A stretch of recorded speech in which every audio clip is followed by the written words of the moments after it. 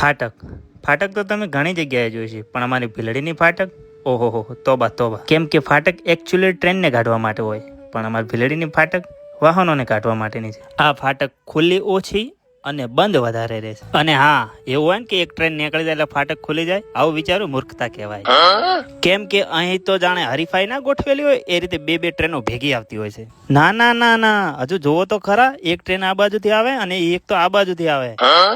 અને આવું રમણીય દ્રશ્ય જોઈને લોકોના મોઢામાંથી એક જ વાક્ય નીકળે, આ ફાટક તો કોકનો દિલ લેશે રો, શું કરવાનું?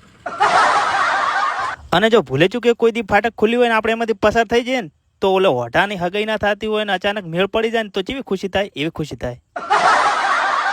ફાટક ખુલે તાણ તો બાઇક વાળા એવા નીકળે ને ઓલિમ્પિકમાં ગોલ્ડ મેડલ ના લેવાનો હોય.